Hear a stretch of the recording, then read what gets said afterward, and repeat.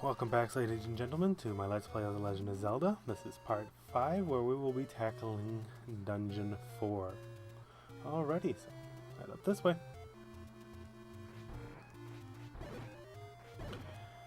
Alright.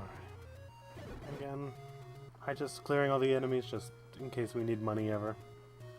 Some of the later dungeons, I'll admit I'm not really that great at, so might need a red potion.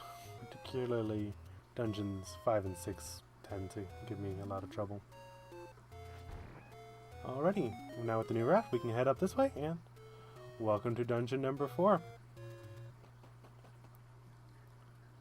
Alrighty, let's head off to our left. Find a bunch of keys. Now this is becoming kind of a theme in these dungeons to have a room to the left. That's our first key, and we're gonna head this way, and now we can head on up. Again, like I said, we don't really need every key because we have all those spare keys from earlier. The Veer. I'm just gonna tell you right now, if you don't have the magic sword by this point, you're gonna have fun with these guys. They break apart into 2 keys. Red keys, oddly, not the usual blue color, but same as the keys. They die to 1 hit anyway, the boomerang. However, if you have the magic sword, they die in 1 hit. So, preferably bring the magic sword into this end, it makes it easy. Otherwise, you're not going to get any drops from them. So this is what happens with, when you don't have the 3rd sword in the game against these enemies, which you could, I guess, have if we went and got that extra piece of heart that I told you about, but I decided to skip it for now, so we will do that later. Welcome to our introduction of dark rooms. How do you tackle these rooms? Well, very simple. You're going to use your candle. Alright, now I don't have an enemy right in front of me. Let's go pull out the candle. And it will light up the entire room. Permanently. The room will permanently stay lit up like this. Why? I'm not exactly sure. Don't ask.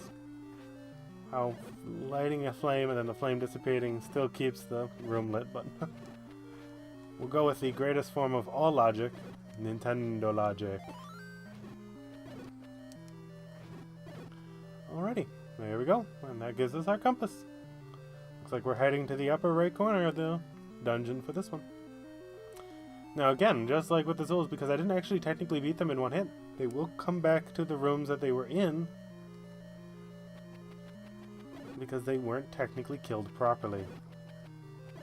They were merely deformed back into bats, I guess is the best way of putting it.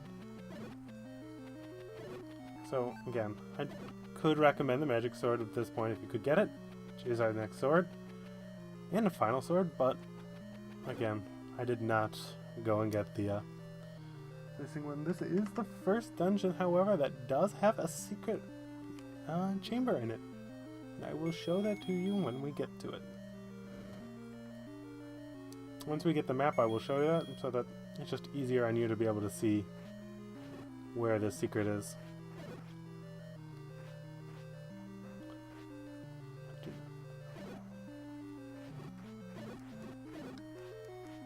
So again, remember, these guys will not stay permanently killed, so... Oh wow, this one is giving me a lot of trouble. This may not even be worth killing for you. However, I just like to clear every room at least once, just so you can kind of see how to fight them and just prove to you that there's nothing really worthwhile in some of these rooms. As you can see, this one gives you nothing. We're continuing to head on up here. Another candle room, this time with black Zools. Black and green Zools are identical in stats and that, and the only difference is these black ones are designed so that you can only see their eyes when you're going up against them in the dark rooms, while the green ones would still shine because green on black and the green is still visible.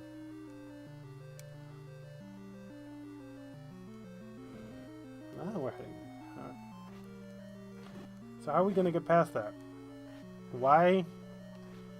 Too bad. For some reason, we cannot use our raft to cross that. Why? I don't know. it's 1 pixel, so I think you could argue that you could put your boat that way, but hey, apparently not, so I guess we're going to have to head right for now.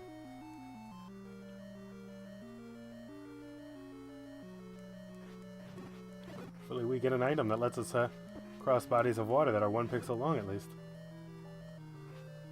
Because for some reason, again, we can't use the raft. We wouldn't want to do that.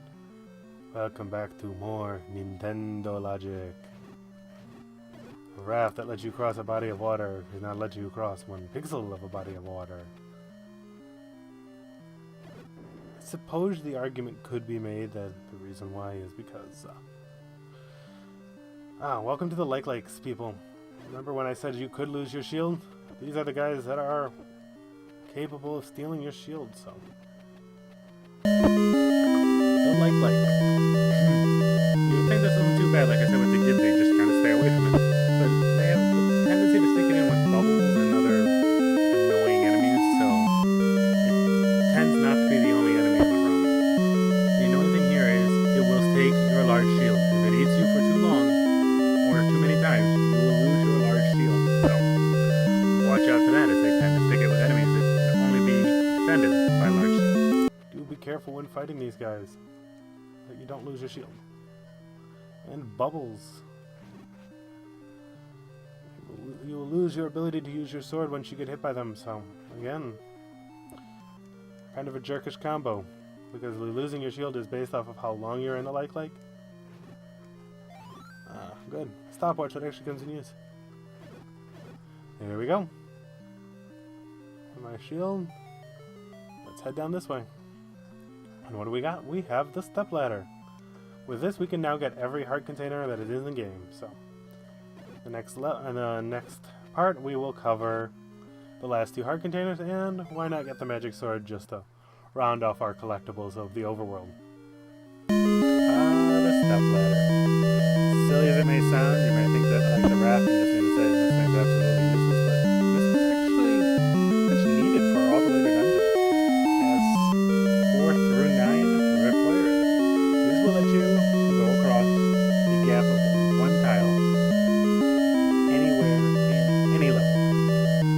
And you can use it in the overworld as well, so it really makes nice shortcuts. Really useful. Alrighty, and we'll head up this way. Plus, I do consider myself to be worse at 5 and 6, so powering myself up for that might not be a bad idea, just in general principle.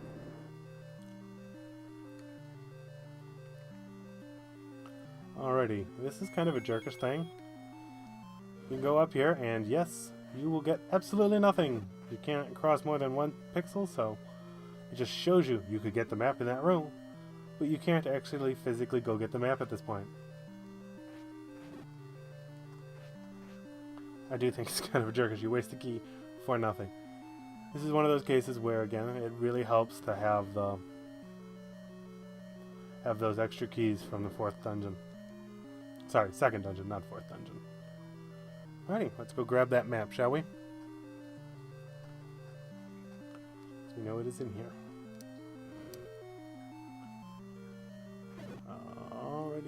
Goodbye droplets, and voila. Alrighty. So this one, we do have the ability to get the secret, which I believe is right here. Yes, it is.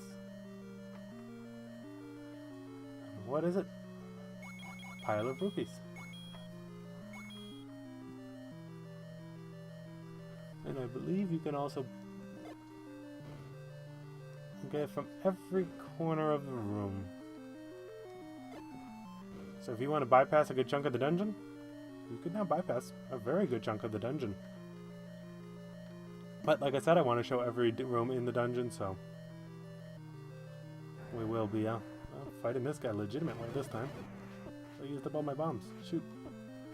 Forgot that this was here. We may need to heal up. It's a good thing I own those potions, huh? Will admit, he is not a boss I'm used to fighting legitimately, so I am not good at him at his high speeds.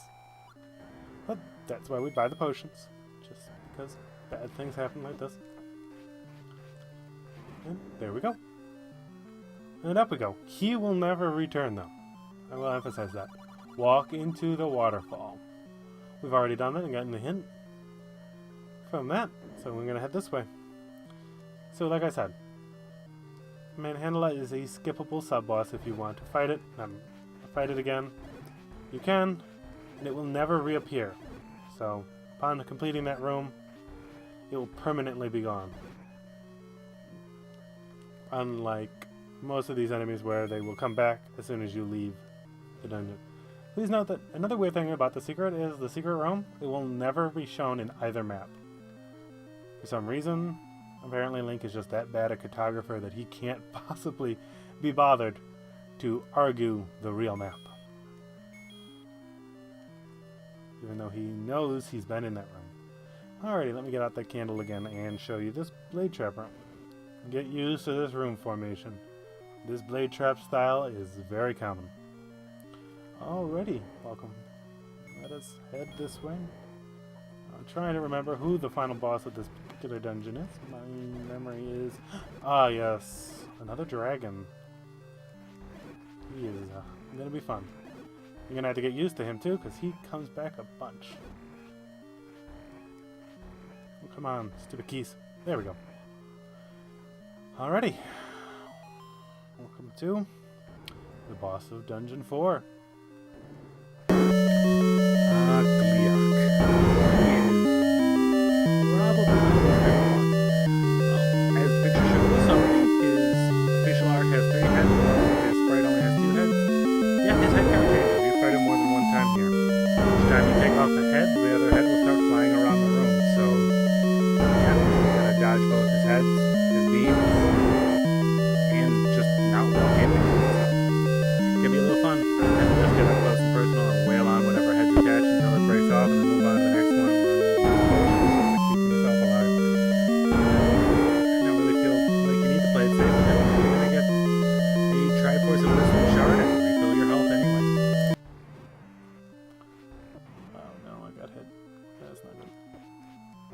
Head takes a set number of hits, and once they are detached, they will start flying around and they can hurt you too.